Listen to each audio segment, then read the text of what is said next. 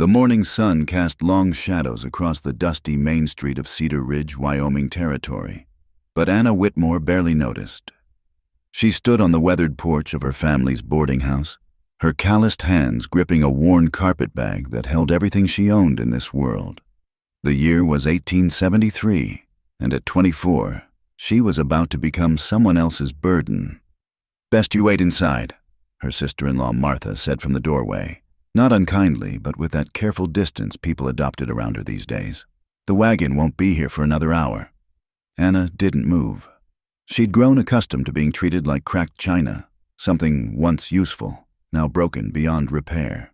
3 years of marriage to Thomas Whitmore had ended with his death from consumption, leaving her with nothing but the shameful whispers that followed her like tumbleweeds in the wind. Barren, childless, cursed. The boarding house door creaked open again, and her brother Samuel emerged, his face set in that peculiar expression of guilt mixed with relief. "Anna," he began, then cleared his throat.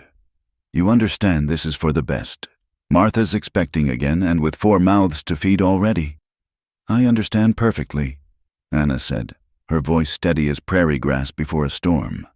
She understood that a woman who couldn't bear children was worth less than a lame horse in a town where large families meant survival. She understood that Samuel's charity had run dry like the creek beds in August. "Monroe's a decent man," Samuel continued, warming to his justification. "Got himself a good spread 20 miles west of here. Lost his wife and boy to the fever 5 years back. He needs a woman to keep house." Anna almost laughed at the bitter irony. Jack Monroe.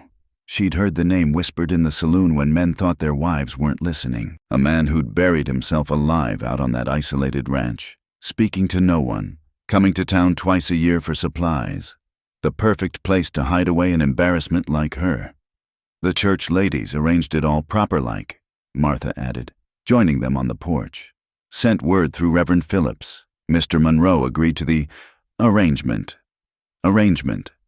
Not marriage, not partnership. An arrangement.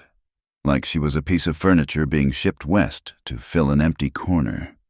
Down the street, Anna caught sight of Mrs. Henderson and Mrs. Clark huddled together near the Mercantile, their heads bent close in conversation. When they noticed her watching, they quickly looked away, but not before Anna saw the satisfaction in their eyes. The church ladies had been particularly creative in their solution to the Anna problem. Send the barren woman to the hermit cowboy. 2 misfits canceling each other out like some cruel mathematical equation. "He doesn't know, does he?" Anna asked quietly. "About my condition?" Samuel's face reddened. "Wasn't relevant to mention. Man needs a housekeeper, you need a home. Simple as that." But it wasn't simple, and they all knew it. This was their joke, their way of washing their hands of her while maintaining the facade of Christian charity. Send the infertile bride to the lonely cowboy and let them figure out their worthlessness together. The rattle of wheels on hard-packed earth announced the arrival of the freight wagon that would carry her to her new life. Old Pete Sullivan pulled up, his weathered face carefully neutral as he climbed down to help with her single trunk. "Morning, Miss Anna," he said, tipping his hat. She'd known Pete since she was a girl, had served him countless meals in the boarding house dining room. Now he couldn't quite meet her eyes. As Samuel hefted her trunk into the wagon bed, Anna became aware of how many people had suddenly found reasons to be on Main Street this morning. The blacksmith paused in his work, hammer suspended mid-swing. Young Mrs. Davies stood frozen outside the general store, her shopping forgotten. Even the saloon girls peered through the dusty windows of the Lucky Dollar, their painted faces unusually solemn. They'd all come to watch her exile. "You'll write," Martha said, though they both knew she wouldn't. What would be the point? To describe her failures in yet another household? Anna climbed onto the wagon bench beside Pete, her back straight despite the weight of humiliation pressing down on her shoulders. As they pulled away, she heard Tommy Henderson's young voice pipe up. "Ma, why's Miss Anna leaving?" "Hush now," Mrs. Henderson replied. "She's going where she belongs." Where she belonged. The words followed Anna as the wagon rolled past the church where she'd married Thomas with such hope, past the cemetery where he lay buried along with her dreams of children playing at her feet. The town grew smaller behind them, but the shame remained large as life, sitting between her and Pete like an unwelcome passenger. "Fine weather for traveling," Pete finally offered when they were well beyond the town limits. "Yes," Anna agreed, though she barely noticed the cloudless sky or the wildflowers dotting the prairie. Her mind was already racing ahead to that isolated ranch where a man who'd lost everything would be saddled with a woman who could give him nothing. The cosmic joke of it all might have made her laugh if she hadn't forgotten how. Instead, she gripped her carpetbag tighter and watched the endless grassland roll by, each mile taking her further from a life that had never wanted her and closer to a man who certainly wouldn't. But Anna Whitmore had learned to live with disappointment. She'd survived the diagnosis that had turned her from a beloved wife into a pitied widow. She'd endured 3 years of sideways glances and stopped conversations. She could survive this too, this banishment disguised as mercy, this cruel joke wrapped in the respectable paper of Christian duty. The sun climbed higher, and the town disappeared entirely behind the rolling hills. Somewhere ahead, a man named Jack Monroe was going about his daily business, unaware that the good church ladies of Cedar Ridge had decided to solve 2 problems with one loveless arrangement. "Storm coming," Pete said, glancing at the western horizon where dark clouds gathered like a promise of trouble. Anna followed his gaze. Let it come, she thought. After all, what was one more storm to someone who'd already lost everything worth losing? She was Anna Whitmore, the barren bride, the woman sent west as a joke. But storms had a way of changing things, and the West had its own rules about what made a person worthwhile. She didn't know it yet, but she was rolling toward a destiny that would make liars of them all. Those proper church ladies with their cruel solutions, her brother with his guilty relief, and everyone who'd decided her worth based on what her body couldn't do. For now, though, she was just a woman in a freight wagon, heading west under a darkening sky, carrying nothing but shame and a carpetbag full of carefully mended clothes. The joke was on her, or so everyone believed. Time would tell who'd have the last laugh. The storm Pete had predicted caught them 10 miles out of Cedar Ridge, turning the dusty trail into a river of mud. By the time they reached the unmarked path that led to Jack Monroe's ranch, both Anna and the old driver were soaked through, their clothes clinging like second skins. The late afternoon sun broke through the clouds just as Pete pulled the wagon to a stop before a wooden gate that had seen better days. "This is as far as I go," Pete said, not quite meeting her eyes. "Ranch house is another mile up that track." Anna stared at the narrow path that wound through the grassland like a scar. No turning back now. She climbed down from the wagon, her boots squelching in the mud, and helped Pete lower her trunk to the ground. "You sure about this, Miss Anna?" Pete asked quietly, finally looking at her directly. "I could tell folks you changed your mind, that you decided to head east to relatives." "I have no relatives in the east," Anna replied, gripping the handle of her carpetbag. "Thank you for the kindness, Pete, but this is where I'm meant to be." He didn't argue, just tipped his hat and clicked his tongue at the horses. Anna watched the wagon disappear back the way they'd come, taking with it her last connection to Cedar Ridge. Then she turned to face her future. The trunk was too heavy to carry the full mile, so she'd have to come back for it. Taking only her carpetbag, Anna started up the muddy track. The land here was different from town. Wilder, lonelier, with grass that grew tall enough to brush her skirts, and sky that seemed to press down like a weight. She'd walked half a mile when she saw the buildings rise from the prairie like ships from a golden sea. The ranch house squatted low against the horizon, built from logs gone silver with age and weather. A barn stood off to one side, its door hanging slightly askew, and a few outbuildings scattered about like afterthoughts. Smoke drifted from the chimney, the only sign of life in what looked like an abandoned homestead. Anna paused at the edge of the yard, suddenly aware of her bedraggled appearance. Her best traveling dress was mud-stained and wrinkled. Her hair had come loose from its pins, and she probably looked like something the storm had washed in, which she supposed wasn't far from the truth. The front door of the house opened before she could knock. The man who filled the doorway was nothing like she'd expected. Jack Monroe stood well over 6 feet, with shoulders that spoke of years wrestling cattle and weather. His dark hair hung past his collar, streaked with premature gray, though he couldn't be more than 35. But it was his eyes that stopped her cold, gray as winter sky and just as empty. "You're the woman from town," he said. Not a question. "Anna Whitmore," she managed, lifting her chin despite the water still dripping from her hair. He studied her for a long moment, taking in her sodden state with an expression that gave away nothing. "You're late. Expected you hours ago." "The storm? Where's your trunk?" "Back at the gate. It was too heavy." He brushed past her without another word, heading down the track with long strides that ate up the ground. Anna stood there, dripping on his porch, uncertain whether to follow or wait. She chose to wait, using the time to study her new home. The porch boards were warped and several were missing.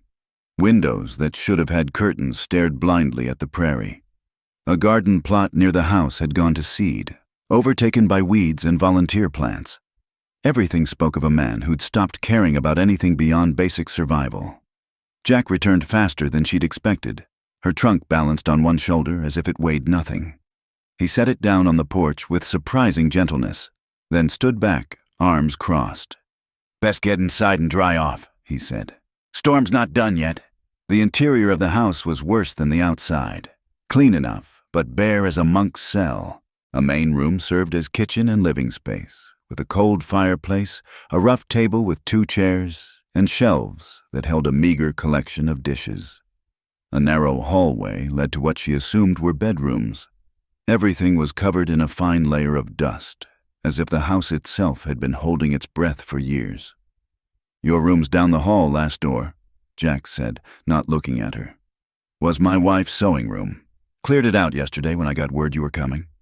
Anna noticed he didn't say her name, his wife. She wondered if it hurt too much to speak it aloud. "Thank you," she said. "I'll just change into dry clothes and then nothing. You'll rest. Tomorrow's soon enough to figure out the rest." He turned away, busying himself at the stove. Anna took this as dismissal and carried her carpetbag down the hall. The room he'd indicated was small but clean, with a narrow bed, a washstand, and hooks on the wall for clothes. A single window looked out over the endless prairie. She changed quickly into her second-best dress, wrung water from her hair, and tried to pin it back into something respectable. When she returned to the main room, Jack had set a plate on the table. Beans, cornbread, and what might have been salt pork. "Eat," he said, then took his own plate outside to the porch. Anna sat alone at the rough table, listening to the storm build again outside. The beans were oversalted, the cornbread dry, but she ate every bite.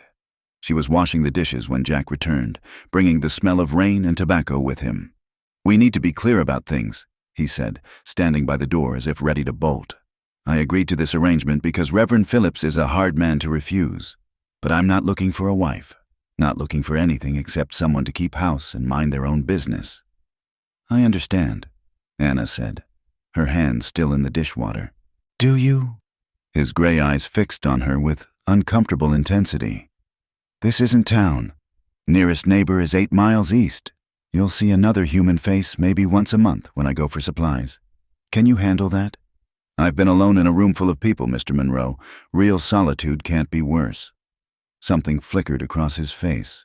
Surprise, maybe, or recognition. Then it was gone, shuttered behind that empty stare. "I rise at dawn, work till dark. Breakfast at 5, dinner at noon, supper when the work's done. Laundry on Mondays, town trips first Saturday of the month. You'll have egg money from the chickens if I can get them laying again." "Questions?"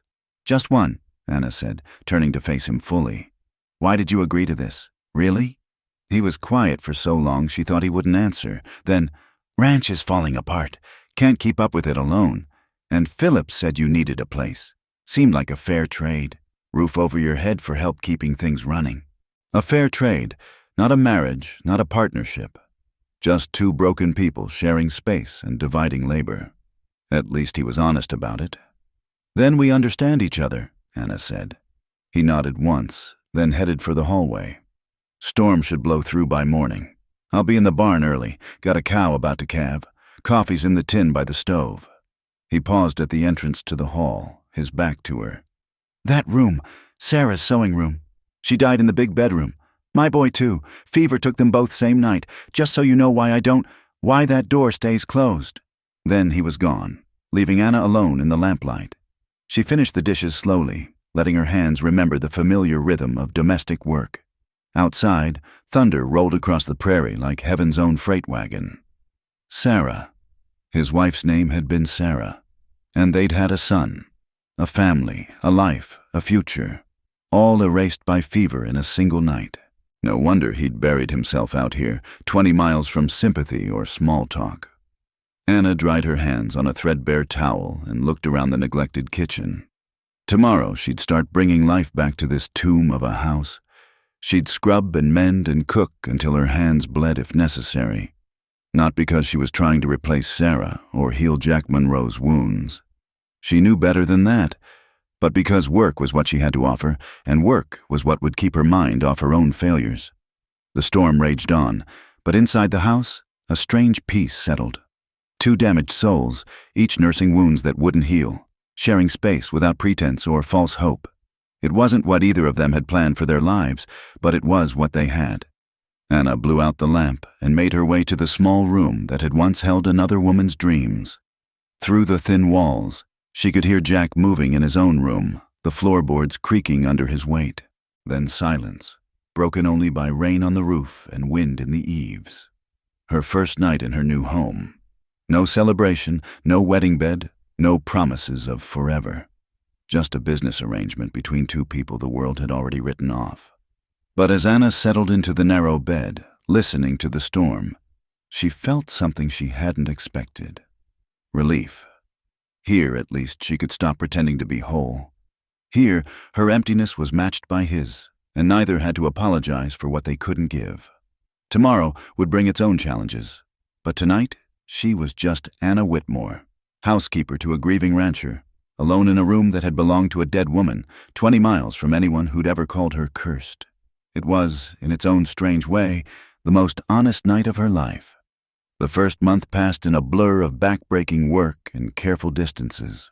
Anna rose before dawn each day, her hands learning the rhythm of this new life, kneading bread, mending fences, coaxing life from the neglected garden. Jack kept his word about minding their own business, speaking only when necessary, eating half his meals on the porch regardless of weather. But the ranch began to change under Anna's hands. The kitchen windows sparkled for the first time in years. New curtains, sewn from flour sacks she'd bleached in the sun, brought warmth to the bare rooms. The garden, freed from weeds and given proper attention, yielded late tomatoes and hardy squash. Even the chickens, won over by regular feeding and a repaired coop, began laying again. "Coffee's better lately," Jack said one morning, the most words he'd strung together in a week. "Found some chicory growing wild by the creek," Anna replied, not looking up from the biscuits she was cutting. "My mother used to add it for flavor." He made a sound that might have been approval, then headed out to check the cattle. It was progress, measured in teaspoons rather than cups, but progress nonetheless. The turning point came on a crisp October morning when Anna discovered the fence around the vegetable garden had been reinforced overnight.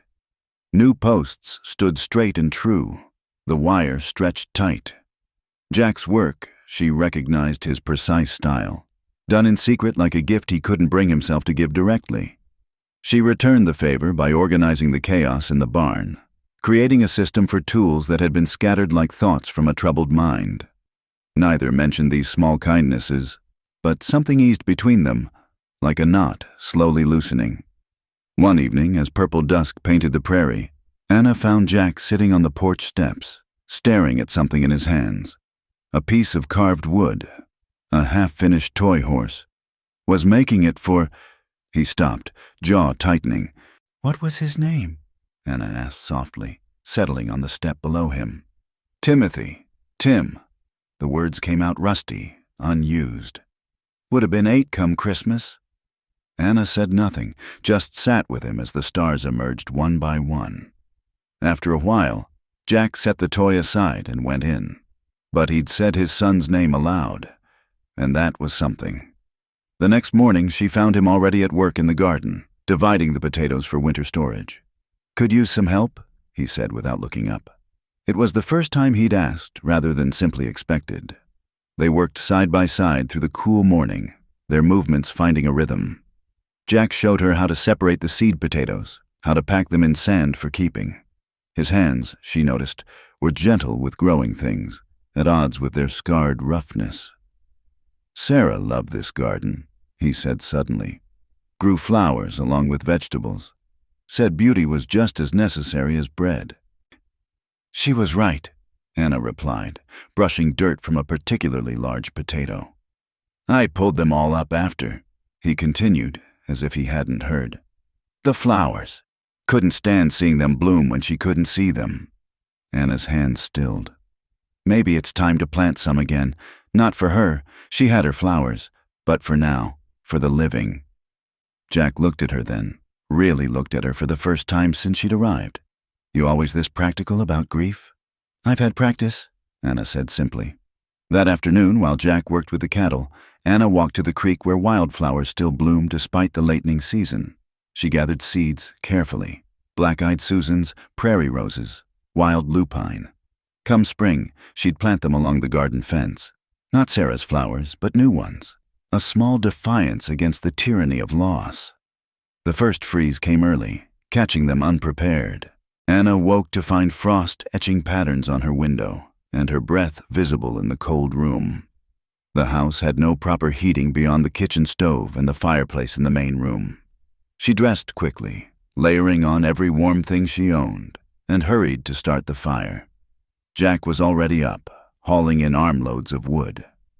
Going to be a hard winter, he said. Need to move the cattle to the south pasture today, closer to shelter. I'll help, Anna offered.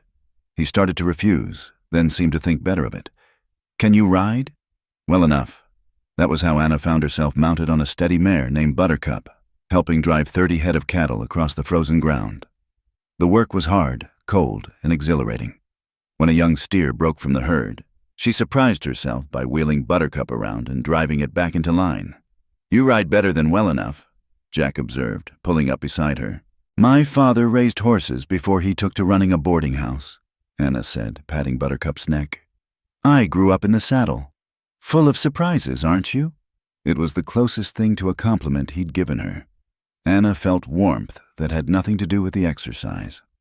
That night, with the cattle safely pastured and a storm brewing on the horizon, they ate supper together at the kitchen table. The silence between them had changed from strained to companionable, filled with the small sounds of a shared meal. Thank you, Jack said suddenly. For today, been trying to move that herd alone for a week. We're partners in this arrangement, Anna reminded him. Partners help each other. He studied her across the table, lamp alight, casting shadows that made him look younger, less guarded. That what we are? Partners? Aren't we? He didn't answer, but later, when the storm hit with fierce intensity, he built up the fire in the main room and brought out extra blankets. No sense freezing in separate rooms, he said gruffly. Sarah and I used to sleep by the fire on nights like this. They made separate bedrolls on opposite sides of the fireplace, maintaining proper distance. But as the storm raged outside, they talked, really talked, for the first time. Jack spoke of his childhood in Missouri, of coming west with dreams bigger than sense. Anna told him about growing up in her family's boarding house, about her marriage to Thomas, even about the doctor's verdict that had changed everything. Doesn't make you less of a woman, Jack said quietly when she finished. Sarah lost 2 before Tim came along. Near broke her both times. Having children or not having them, that's not what makes a person whole. Anna felt tears sting her eyes. It was the first time anyone had said such a thing to her. What makes a person whole then? She asked. Jack was quiet for a long moment, watching the fire. Being useful, I reckon. Having work that matters. Someone to share the load with, maybe. The storm blew itself out by morning, leaving a world transformed by snow. Jack was already up when Anna woke, coffee made and warming on the stove. He handed her a cup without speaking, but his fingers brushed hers in the exchange, and neither pulled away quite as quickly as they might have a month before. Fence in the north pasture needs fixing, he said. Storm probably made it worse. I'll pack lunch, Anna offered. We can make a day of it. We, he repeated, as if testing the word. then nodded. All right. They worked through the bitter cold, replacing posts, stretching wire, their breath forming clouds in the frigid air. When Anna's hands grew too numb to hold the tools, Jack noticed without her saying anything. He pulled off his own gloves and handed them to her, waving off her protests. Got thicker skin than you, he said. Keep working. Sooner we finish, sooner we get warm. By the time they headed back, the sun was low and painting the snow-covered prairie in shades of rose and gold. They rode side by side, comfortable in their silence, and Anna realized something had shifted between them. They were no longer two strangers sharing space. They were something else. Not husband and wife, perhaps, but partners. Real partners. That night, as she prepared supper, Jack brought in an armload of wood without being asked. He fixed the loose board on the porch she'd been meaning to mention. Small things, but they spoke louder than words. This was how he showed care, through actions rather than declarations. Winter's going to be long, he said over supper, but I reckon we'll manage. Together, Anna added. He met her eyes across the table, and for the first time since she'd arrived, Jack Monroe smiled. It was a small thing, barely more than a lifting of the corners of his mouth, but it transformed his face entirely. Together, he agreed. Outside, the wind howled across the prairie. But inside the small ranch house, two wounded souls were building something new. Not love, perhaps, not yet, but trust, understanding. A partnership forged in shared work and quiet acceptance. It was more than either had dared hope for when this arrangement began. And it was enough. For now, it was enough. December brought the worst blizzard anyone could remember. For 3 days, snow fell in thick curtains, burying the ranch under white drifts that reached the windows. Jack and Anna worked tirelessly to keep the cattle alive, hauling hay through waist-deep snow, breaking ice on water troughs, checking for signs of frostbite or illness among the herd. On the third night, exhausted and half-frozen, they collapsed by the fire with bowls of thin soup, all Anna could manage with their dwindling supplies. The storm had caught them before the monthly town run, and the pantry was near bare. Should have gone last week, Jack muttered, staring into his bowl. Saw the signs, but thought we had time. We'll manage, Anna said, though her own stomach cramped with hunger. Storm can't last forever. A sound cut through the howling wind, sharp, percussive. Jack's head snapped up. That's gunfire. 3 shots, evenly spaced, the universal signal for distress on the frontier. Could be travelers caught in the storm, Anna said. Or could be trouble using the storm as cover. Jack was already reaching for his rifle. Either way, can't ignore it. I'm coming with you. Like hell you are. Jack Monroe, you listen to me. Anna stood, matching his stubborn glare with one of her own. If it's travelers, they'll need care I can provide. If it's trouble, you'll need someone watching your back. Either way, you're not going alone. They faced off across the small room, wills clashing like flint on steel. Finally, Jack nodded curtly. Get the shotgun. You remember how to use it? Better than you might think. They bundled into every layer they could find. Jack carrying his rifle and a lantern, Anna gripping the shotgun Thomas had taught her to shoot years ago. The world outside was a white nightmare, snow driving sideways, visibility measured in feet rather than yards. Jack led the way, following the fence line toward where the shots had sounded. Anna stayed close, her heart hammering against her ribs. The cold bit through their clothes like hungry teeth, and she could barely feel her feet in her boots. A dark shape loomed through the snow. Horses, 4 of them, huddled against the fence. And figures, human figures, pressed against the horses for warmth. Hello, the camp, Jack called out, rifle ready but not raised. Thank God! A woman's voice, raw with relief. Please, we need help. As they drew closer, Anna could make out the group, 2 men and 2 women, all looking half-frozen. One of the men was slumped against his horse, barely conscious. Got caught when the storm hit, one of the women explained through chattering teeth. Ben's hurt. Horse threw him. Think his arms broke. Let's get them inside, Anna said, already moving to help support the injured man. Jack hesitated for just a moment, a lifetime of caution warring with basic human decency. Then he slung his rifle over his shoulder and took the injured man's other side. House is this way. Stay close. The journey back seemed endless, fighting through drifts with their half-frozen guests, stumbling along. But finally, blessed warmth enveloped them as they crowded into the small house. Anna immediately took charge, her boarding house experience serving her well. Get those wet clothes off, all of you. Jack, build up the fire. I'll heat water. The next hour was controlled chaos. Anna splinted the injured man's arm, with strips torn from her petticoat and barrel staves from the kindling box. She heated what soup remained and stretched it with water and the last of their cornmeal. Jack hauled in more wood and helped the men into dry clothes from his own meager wardrobe while Anna saw to the women. Name's Frank Morrison, the uninjured man said once they were all gathered around the fire. This is my brother Ben, our wives Mary and Catherine. We're heading to Oregon Territory. Got separated from our wagon train 2 days back. In December? Jack's voice held disbelief. Frank's face darkened. Wagon master decided to push through despite the weather, said we were behind schedule. When Ben got hurt, he left us behind. Left you to die, Jack said flatly. Jack! Anna's quiet voice held a warning. These people didn't need judgment. They needed help. As the night wore on, the storm began to ease. The travelers shared what food they had, dried fruit, hardtack, a small bag of coffee beans that seemed like treasure. Stories were exchanged around the fire, and Anna found herself laughing for the first time in months at Mary's account of trying to cook over a campfire in a windstorm. You two been married long? Catherine asked, looking between Jack and Anna with curious eyes. We're not, Anna began, but Jack interrupted. Few months, he said simply. Still getting used to it. Anna felt heat rise in her cheeks that had nothing to do with the fire. It was the first time either of them had claimed their arrangement as anything more than business. You're lucky, Mary said softly, her hand on her husband's good arm. Having someone to weather storms with, that's everything out here.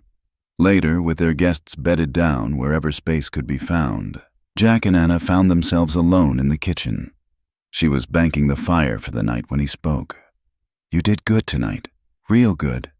We both did, Anna replied. Made a good team. That's what I meant earlier, he said quietly. About being married. Didn't seem right to explain. Whatever this is, and maybe... A crash from outside cut him off. Jack grabbed his rifle and was out the door before Anna could blink. She seized the shotgun and followed, finding him standing over a figure sprawled in the snow near the barn. Don't shoot! The man raised his hands, his voice slurred. Just looking for my friends. Saw horses. But something was wrong. This man's clothes were too fine for a traveler, his horse too well fed. And his eyes, when they flicked between Jack and Anna, held a calculating coldness that made her skin crawl. Friends are inside, Jack said evenly. You can join them. Much obliged. The man struggled to his feet, swaying slightly. Name's Cole. Cole Anderson. Anna caught Jack's slight tensing. She'd heard that name before, whispered in the boarding house when men thought no one was listening. Cole Anderson ran with the Wallace gang, rustlers and worse who plagued the territory. They had no choice but to bring him inside. Turning away even an outlaw in this weather would be murder.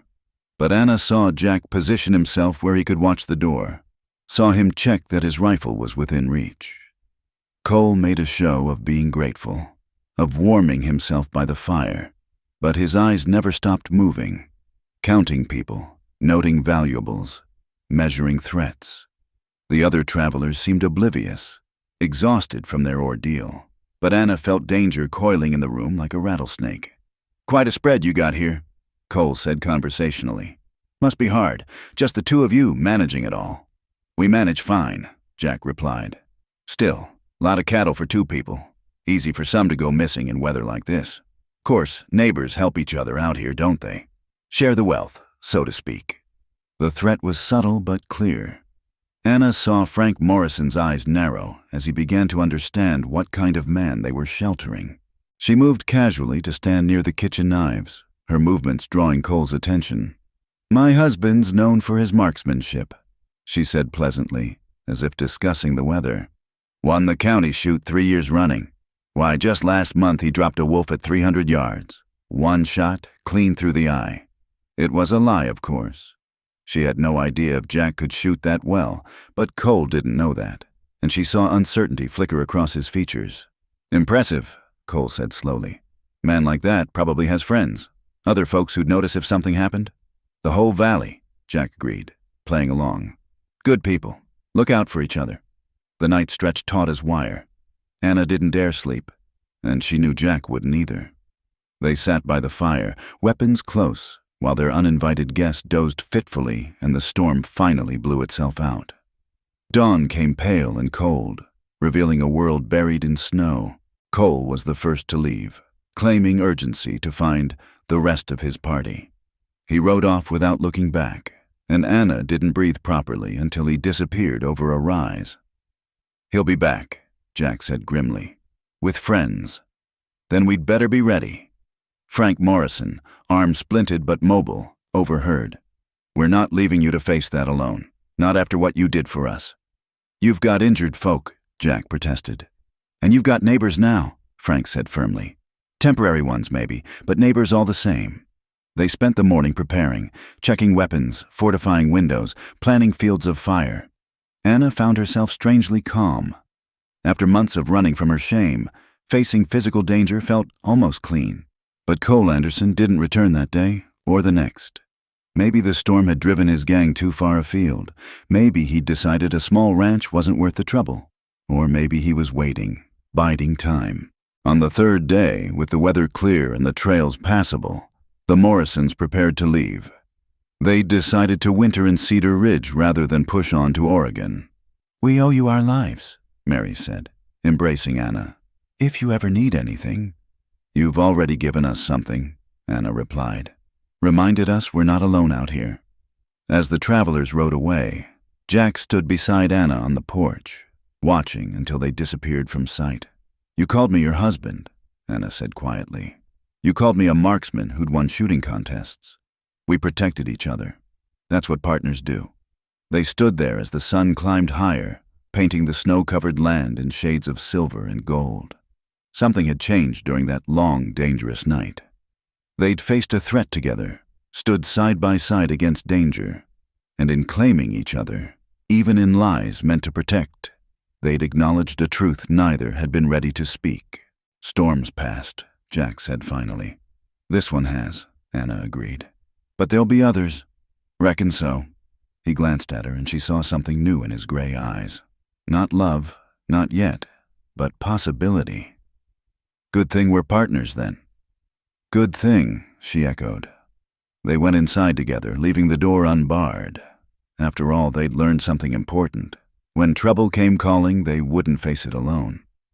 The knock came just after dawn on a February morning, so soft Anna almost missed it over the sound of the coffee boiling. Jack had already gone to the barn, leaving her alone in the warming kitchen. She opened the door to find a young woman swaying on the porch, her face gray with exhaustion, a bundle clutched against her chest. "Please," the woman whispered, and then her knees buckled. Anna caught her before she hit the porch boards, guided her inside to a chair by the stove.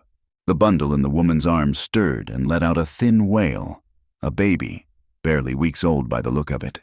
"Jack!" Anna called sharply, but he was already coming, drawn by the infant's cry. He stopped dead in the doorway, his face going pale at the sight. "Get blankets," Anna ordered, taking charge, "and heat some milk." The woman was burning with fever, her breathing shallow and labored. Anna peeled back the travel-stained shawl to reveal a young face, perhaps 20 years old, marked by illness and hard travel. "My baby," the woman gasped, pressing the infant toward Anna. "Please, take care of my baby." "What's your name?" Anna asked gently, accepting the child into her arms. The weight of it, so light, so precious, made her heart constrict. Rose Sullivan," she coughed, specks of blood on her lips. "Come from Kansas, looking for his father, but—" Another coughing fit shook her thin frame.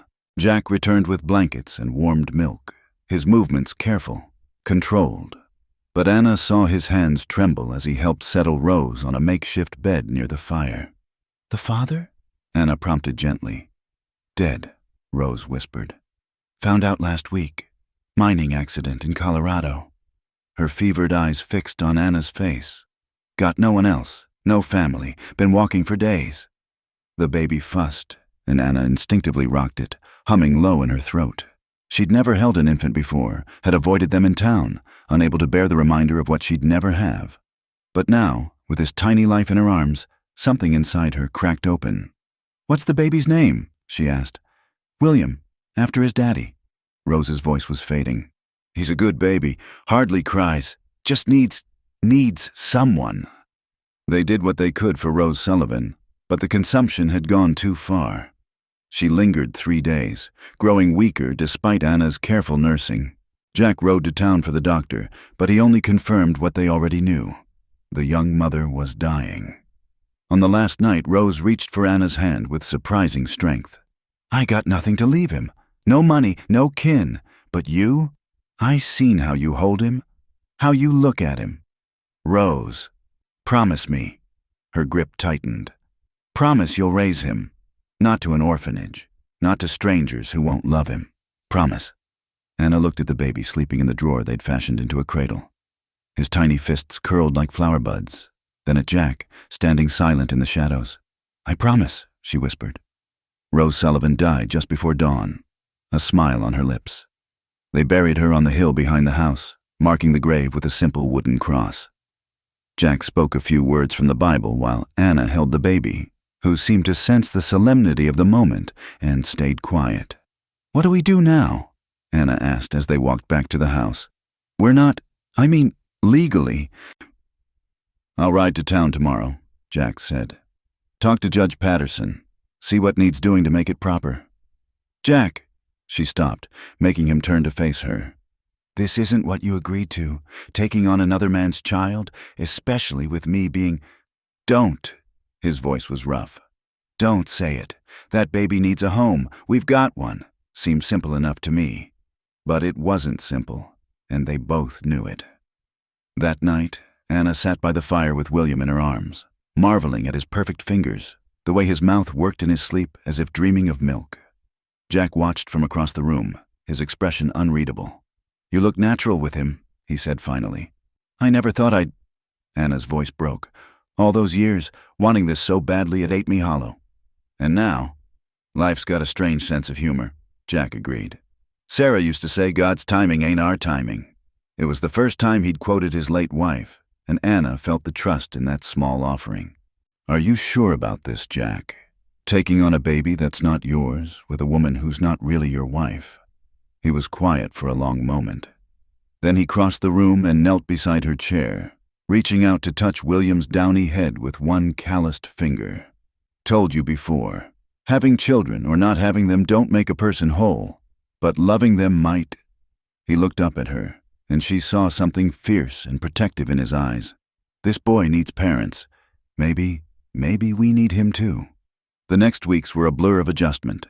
Anna had helped with babies at the boarding house, but having sole responsibility was different. William needed feeding every few hours, changing, soothing when he cried. She walked the floor with him at night, singing half-remembered lullabies, while Jack took turns when she was too exhausted to stand. They fell into a rhythm, Anna tending the baby while Jack handled the ranch work, then Jack taking William while Anna cooked and cleaned. Sometimes she'd find them in the barn, Jack talking to the infant about cattle and weather while he worked, William bundled safe in a sling across his chest. "He's a good listener," Jack said when she teased him about it. "Don't interrupt like some folks." The transformation in Jack was subtle but real. The shadows in his eyes lightened when he held William. He started whistling again while he worked, songs Anna half recognized from church. And sometimes, when he thought no one was looking, she caught him smiling at the baby with such tenderness it made her throat tight. The legal matters proved surprisingly simple. Judge Patterson, an old friend of Jack's father, was sympathetic to their situation. "Rose Sullivan had no living relatives we can find," he said, reviewing the papers. "You're willing to take the child? Provide for him?" "Yes, sir," Jack said firmly. "And you, Mrs. Monroe, you're in agreement?" Anna startled at the title but nodded. "Yes, we want to raise him."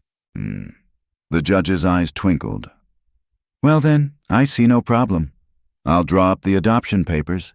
Young William here is lucky to have found you." But not everyone was so accepting. Their first trip to town with the baby caused a sensation. Women who'd whispered about Anna's barrenness now whispered about this mysterious child. How convenient, they said, that a baby appeared just when the barren woman needed one. "Let them talk," Jack said when Anna reported the gossip. "They've got nothing better to do." But Anna saw the way his jaw tightened, the protective way he positioned himself between her and the worst of the gossips when they went for supplies. One day, Mrs. Henderson cornered Anna outside the Mercantile. "Where exactly did this baby come from? Seems mighty strange, a dying woman just happening upon your doorstep." "Nothing strange about it." Jack's voice came from behind Anna. He'd appeared silent as a shadow, William sleeping against his shoulder. "Woman was sick, needed help. We gave it. Now we're raising her boy. Anyone who's got a problem with that can take it up with me." Mrs. Henderson retreated, but Anna knew the talk would continue. It always did in small towns. That night, as they sat by the fire with William sleeping between them in his cradle, Anna voiced her fears. "What if someone challenges the adoption, claims we're not fit parents?" "Then we fight," Jack said simply. "This is our son now. Anyone tries to take him, they'll have to go through me. Our son." The words hung in the air between them, precious as gold dust. "Jack," Anna said softly. "What are we doing? Playing house like children?" He looked at her across the sleeping baby, his gray eyes steady. "Nothing childish about it. We're raising a boy who needs us, making a family the best way we know how." He paused, then added quietly, "Maybe not the family either of us planned, but a family all the same." Anna felt tears slip down her cheeks. "I don't know how to thank you for accepting him, for accepting this." "No thanks needed." Jack's voice was gruff. "Boy's lucky to have you for a mother. Natural or not, you love him. Anyone can see that." "And you?" Anna asked. "He's lucky to have you too. You're good with him, Jack. Patient, gentle." "Had practice once," he said quietly. "Thought I'd forgotten how, but it comes back." They sat in comfortable silence, watching William sleep. Outside, snow began to fall again, but inside their small house, warmth and contentment reigned. They'd built something unexpected here. A family born not of blood, but of choice, of need, of slowly growing affection. "Tomorrow I'll start teaching him about the ranch," Jack said. "Never too early to learn." Anna laughed softly. "He's barely 2 months old. Perfect age to start. By the time he's walking, he'll know every horse by name." "And I'll teach him his letters," Anna added. "And how to tend the garden, how to make bread." "Boy's going to be right smart, with you teaching him." They were making plans, Anna realized. Real plans for a real future, the three of them together. The woman who couldn't have children, the man who'd lost his, and the baby who'd lost everything. Somehow, they'd found each other. "I should check the stock," Jack said, but he made no move to rise. "In a minute," Anna agreed, equally reluctant to break the spell. They sat there as the fire burned low, two people who'd started as strangers, now bound together by a small boy who'd arrived on a winter morning and changed everything. It wasn't the life either had imagined, but perhaps that made it all the more precious. William stirred in his sleep, one tiny hand reaching out. Anna touched his fingers gently, and he grasped her thumb with surprising strength. Beside her, Jack leaned closer, his shoulder touching hers. A family. Against all odds and expectations, they'd become a family. Spring arrived late that year, but when it came, it brought trouble wearing an expensive suit. Anna first saw him through the kitchen window, a tall man climbing down from a hired carriage, his clothes too fine for ranch country, his movements too smooth for honest work. "Jack," she called quietly, not wanting to wake William from his afternoon nap. "Someone's coming." Jack emerged from the barn, taking in the stranger with narrowed eyes. He moved to stand beside Anna on the porch, subtly positioning himself between her and the visitor. "Mr. Monroe?" The man's voice was cultured, Eastern educated. "My name is Charles Hartley. I believe you have something that belongs to me." Anna's blood turned cold. She instinctively moved closer to the house, nearer to where William slept peacefully in his cradle. "Nothing here belongs to you, mister," Jack said evenly. Hartley smiled, but it didn't reach his eyes. "I'm afraid that's where you're wrong. You see, I've been searching for my son, born 3 months ago to a woman named Rose Sullivan." Rose is dead, Anna said, finding her voice. She died of consumption. Yes, I heard. Tragic. Hartley's tone suggested it was anything but. However, that doesn't change the fact that the child is mine. I have documentation proving paternity, and I'm prepared to take this to court. He produced a leather folder, extracting papers covered in official seals. Jack didn't move to take them. Convenient. You showing up now, Jack observed. Where were you when Rose was sick and starving? When she was walking through winter storms trying to find help? Hartley's mask slipped for just a moment, revealing something cold underneath. I was unaware of her condition. We had a brief liaison in Kansas. I only recently learned of the child's existence. And now you want him, Anna stated. It wasn't a question. He's my son, my heir. I've recently come into considerable property back east. The boy would have advantages with me, education, society, opportunities you certainly can't provide. Anna felt Jack tense beside her. She placed a hand on his arm, a silent warning. We've legally adopted William, she said. Judge Patterson approved it. We're his parents now. Hartley's smile widened. Ah, but you see, an adoption completed without the biological father's consent can be challenged, especially when that father has means and standing. He glanced around the modest ranch with barely concealed disdain.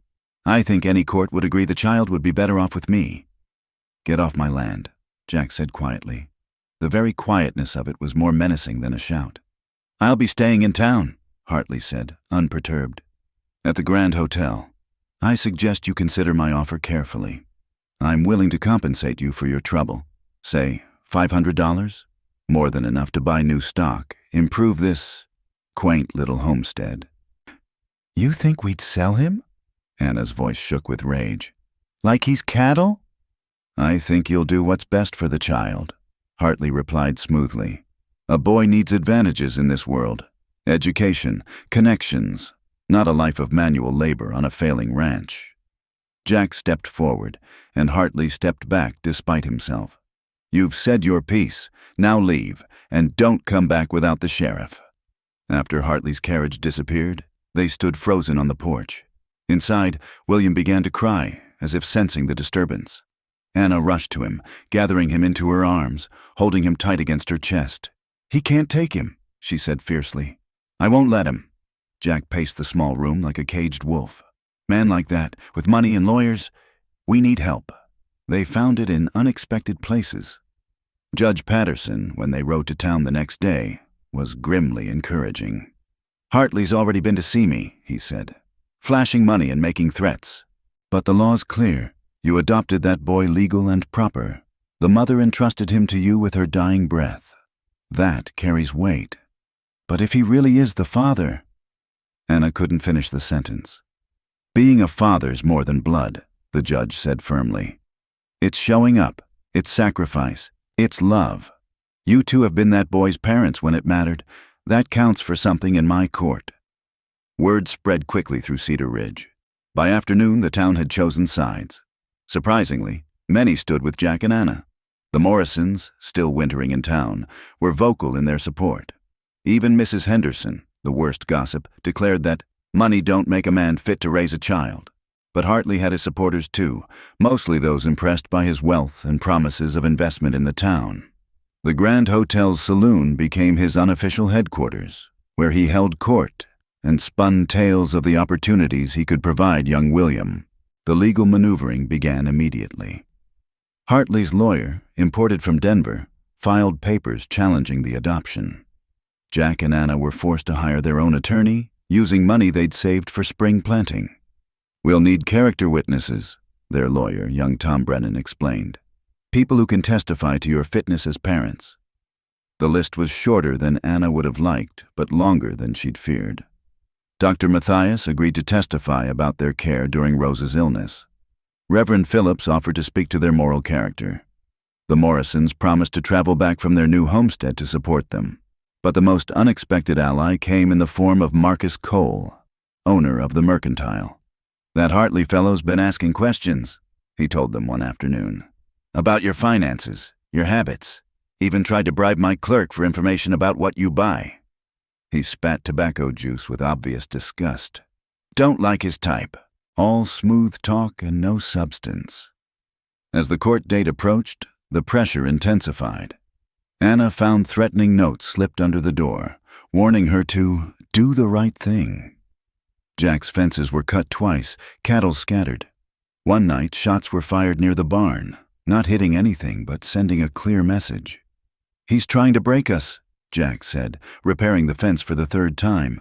"Make us think it's not worth fighting." "Then he doesn't know us very well," Anna replied. William balanced on her hip as she handed Jack nails. The baby had grown in the months since his arrival, becoming rounder, more alert. He recognized their voices now, reaching for them with chubby hands, his face lighting up when they entered a room. The thought of losing him was unbearable.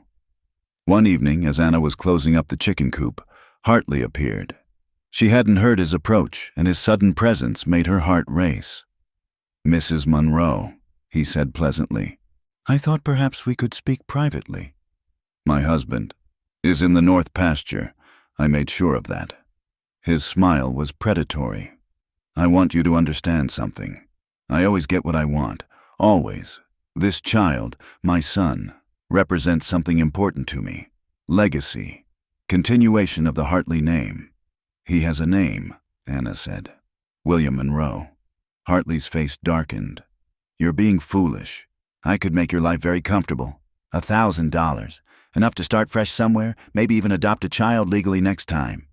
"Get out!" Anna's voice was steel. "Get out before I get my shotgun." "Think about it," he said, backing away. "A woman like you, barren, cast off by her own family. What future can you really offer him? With me, he'd have everything." After he left, Anna sank onto the porch steps, shaking. Not from fear, but from rage. How dare he throw her past in her face? How dare he reduce William to a possession, a symbol of his virility? Jack found her there when he returned. She told him everything, watched his face turn to stone. "I should have been here," he said. "No." Anna stood, chin raised. "I handled it. I'm not some delicate flower, Jack Monroe. That man wants a fight? He'll get one." The court date came on a brilliant May morning. The courthouse was packed, the whole town turning out for the drama.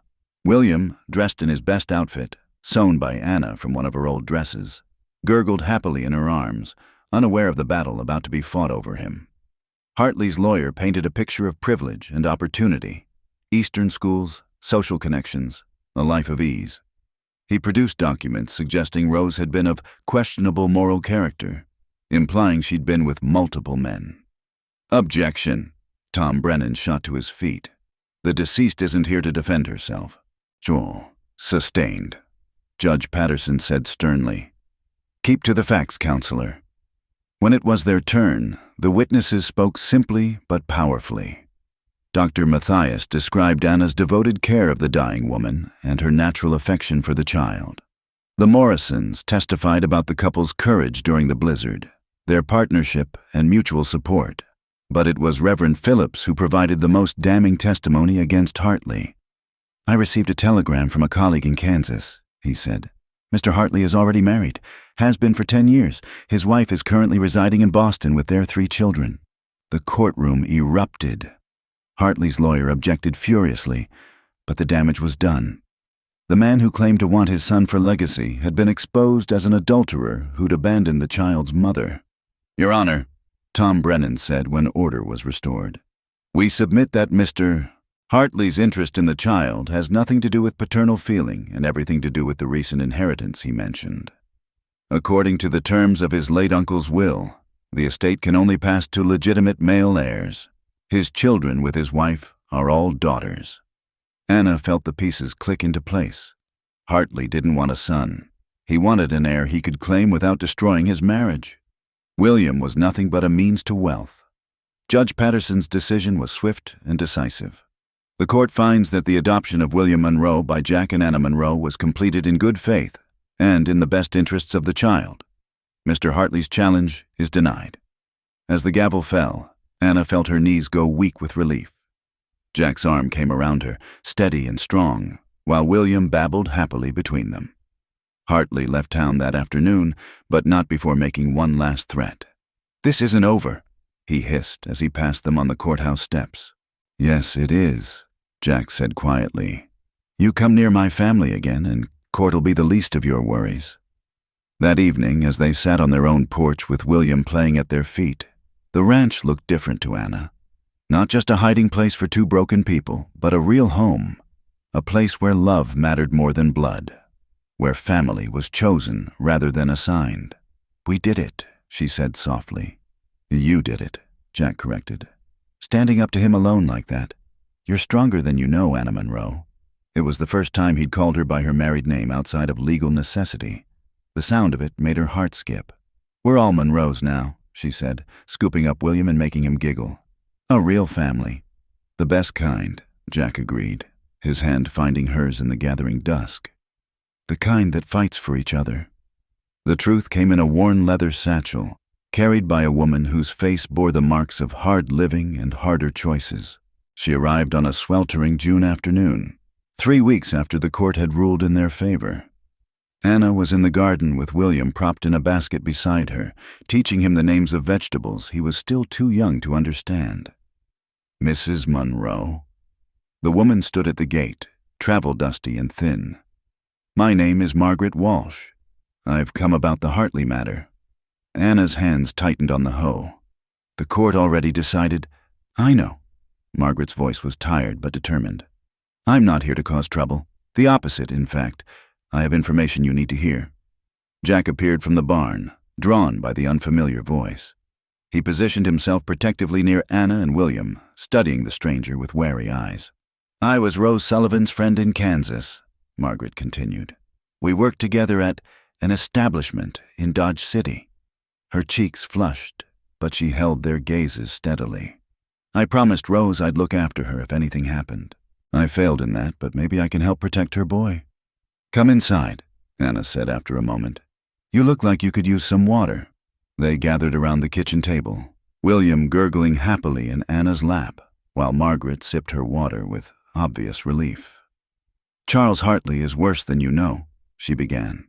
He's not just an adulterer. He's built his fortune on ruining young women. Promises them marriage, gets them with child, then disappears. Some he pays off. Others. She paused, pain flickering across her features. Rose wasn't his first or his last. But why come forward now? Jack asked. Margaret reached into her satchel, producing a bundle of letters.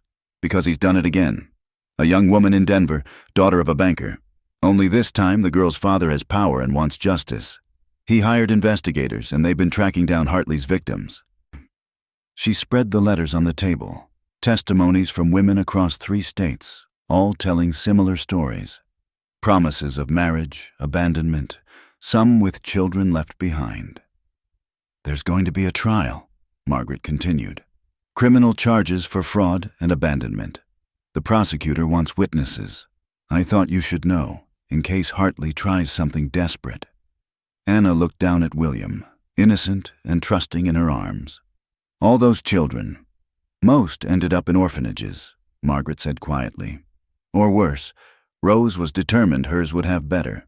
That's why she walked through that storm to find you. She'd heard about you in town, the childless woman and the widowed rancher. She thought maybe you'd understand about wanting what you couldn't have. She chose us, Anna whispered, the revelation hitting her like a physical blow. It wasn't chance. She chose us for William. Margaret nodded. She used her last strength to give him what she never had, a real family. That night, after Margaret had gone to stay in town before continuing to Denver, Jack and Anna sat on the porch watching the stars emerge. William slept between them in his basket, one small hand curled around Anna's finger.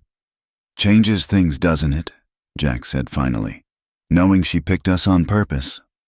Makes the responsibility heavier, Anna agreed, but also more sacred somehow. We weren't just convenient. We were chosen. Like we chose each other, Jack said quietly. Anna turned to look at him, surprised by the emotion in his voice. In the months since she'd arrived, they'd built something together, partnership, friendship, family, but there'd been boundaries too, careful distances maintained out of respect for what they'd each lost. Jack, that first day, he interrupted, when you stood there dripping on my porch, looking like a drowned cat but too proud to show it. I thought I was doing my Christian duty, taking in Sam Whitmore's cast-off sister. But you changed everything. This house, the ranch, me. You brought life back to dead things. We saved each other, Anna said softly. And then William saved us both. Jack reached across the basket to take her free hand. I know we started this as an arrangement, business, but somewhere along the way, it became real, Anna finished. The preacher's been asking when we're going to do things proper, Jack continued. Have a real wedding, not just papers. I've been putting him off because I wanted to be sure that is, I didn't want you to feel obligated. Jack Monroe, Anna interrupted. Are you proposing to me? Even in the darkness, she could see his ears redden.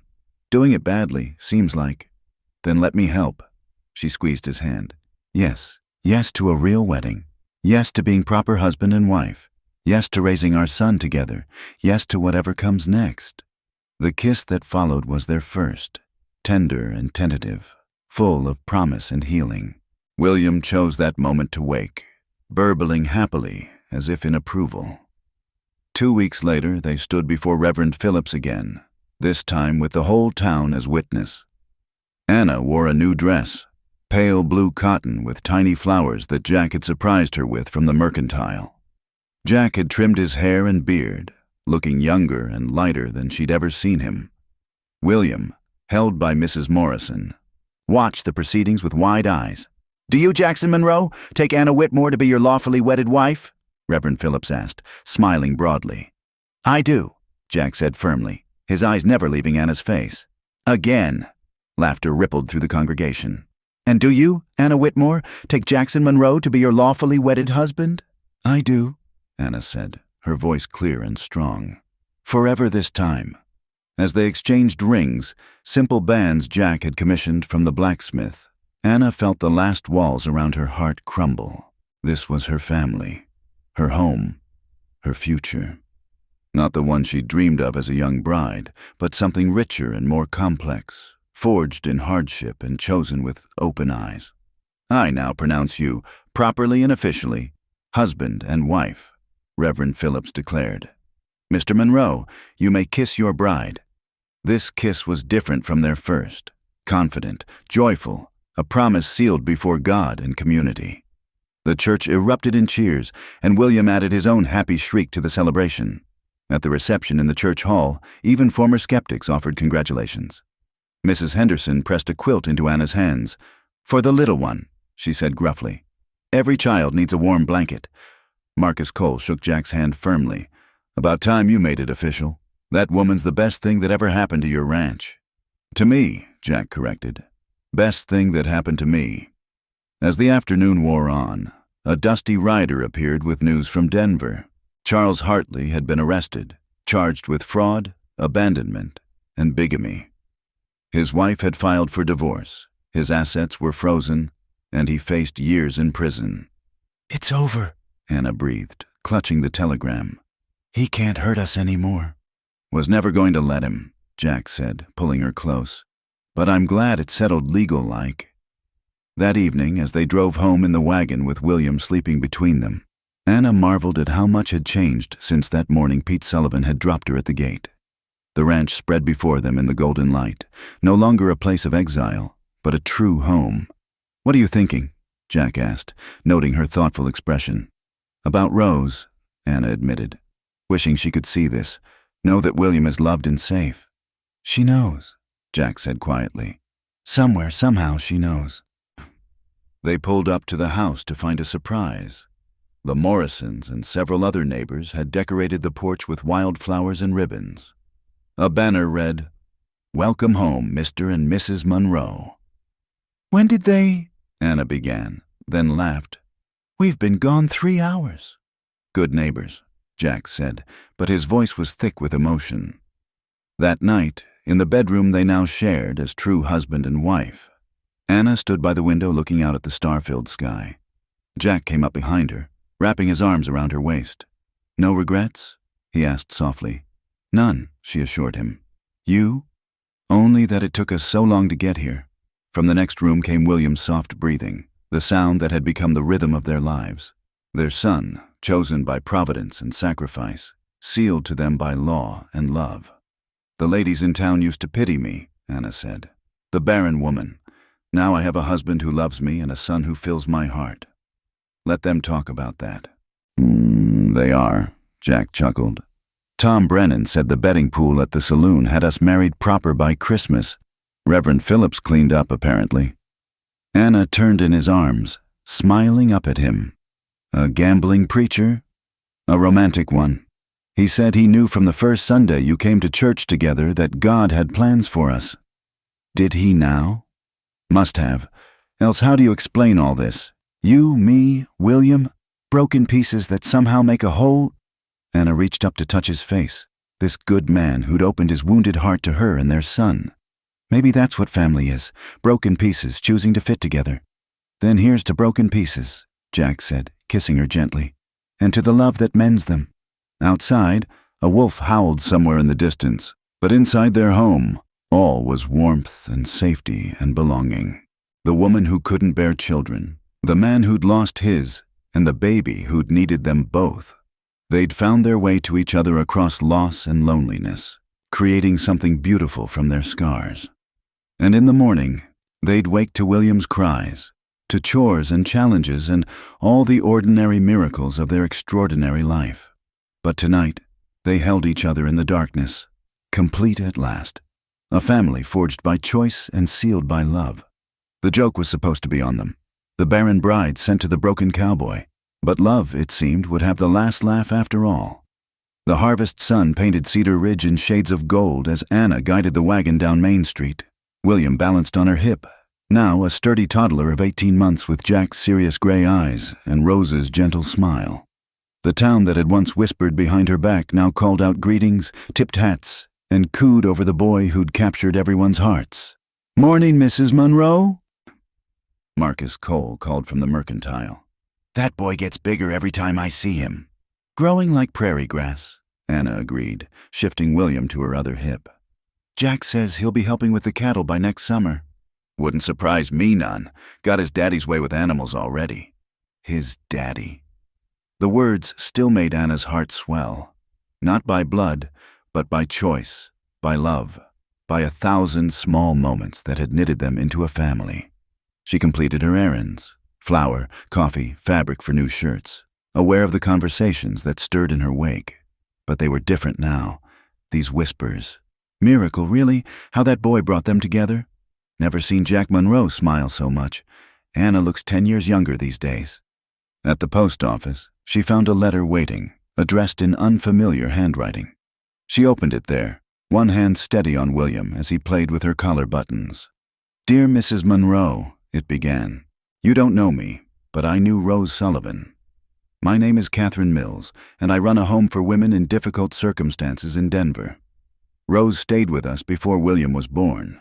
She spoke of you often in her final days, not by name, but she knew about you. The childless woman married to the widowed rancher. She said God had shown her where her baby belonged. I wanted you to know that her choice was deliberate and made with love. She gave William to the mother he was meant to have." Anna read the letter twice, tears blurring her vision.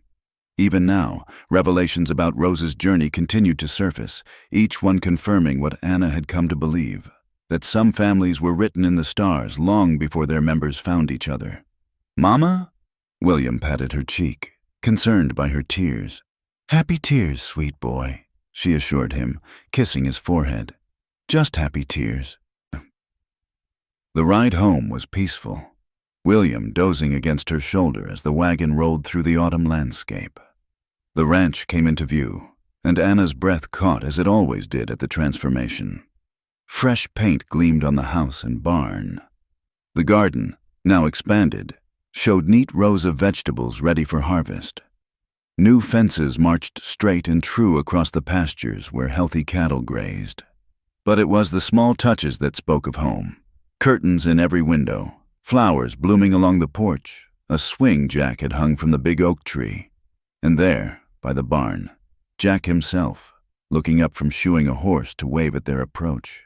"How are the ladies at church?" he asked, helping her down from the wagon. Full of questions about the harvest social.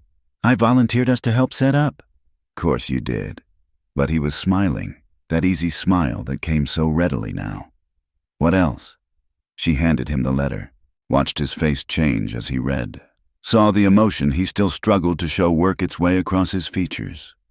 She knew, he said finally. All along, she knew.